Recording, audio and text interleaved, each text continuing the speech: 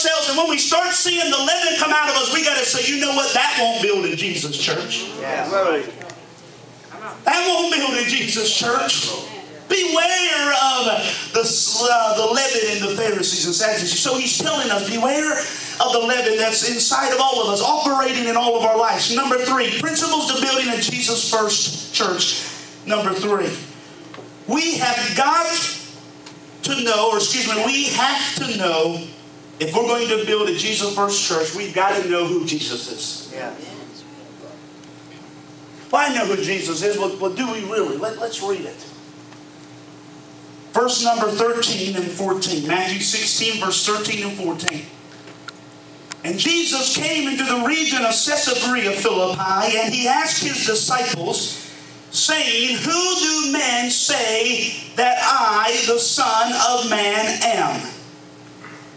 And they said, some say John the Baptist, some Elijah, and others Jeremiah or one of the prophets. Verse 15, but he looked Peter back in the eye and says, but who do you say that I am? Yes. Yeah.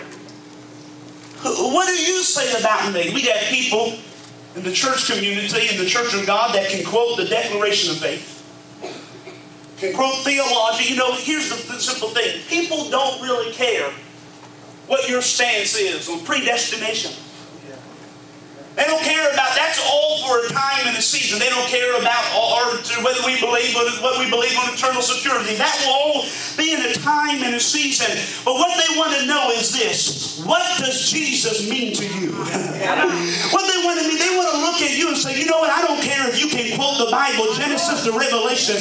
I want to see what this Christ has changed in your life. So when he's asking Peter, who do they say I am? And he starts saying, he says, I know who they say. He starts talking about Jeremiah and Elijah. And Jesus said, no, Peter, you don't understand. I don't care who they think I am. I want to know, who do you say that I am?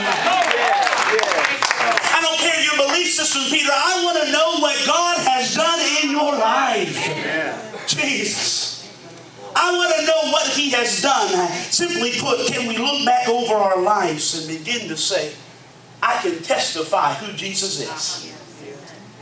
When they look at them, instead of getting ready to go there, listen, I'm not downgrading the Bible, please, but instead of trying to tell them a theological scripture to help them know, could you go back and say, well, let me tell you this story. I once was lost, but now I'm found. Let me tell you this story. Your life is not going to be perfect when you serve Jesus. And since I served Jesus, all my troubles didn't go away. But I'll tell you this, since I started to serve Jesus, he has supplied my every need. He has guided me, and I feel the Holy Spirit. He has guided me through every circumstance. He has walked me through the valley of the shadow of death. He's held me when I've been persecuted. He took my hand when I've been broken. He lifted me up when I've been weary.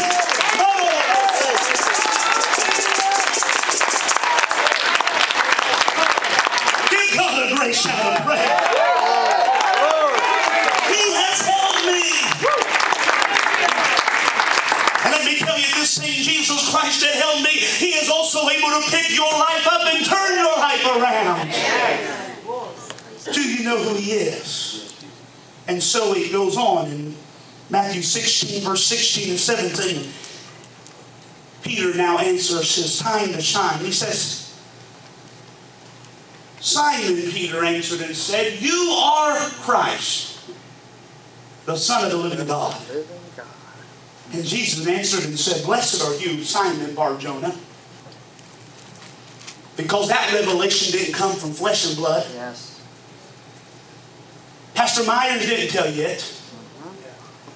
Your neighbor didn't tell you it. Thank you, Holy Spirit. There will come a time when what I know about Jesus, when what your parents know about Jesus. That's why I say all the time, we can't rely on our parents' move of God or our grandparents' move of God. When we get to heaven, Jesus is going to look at us and say, tell me who I've been to you.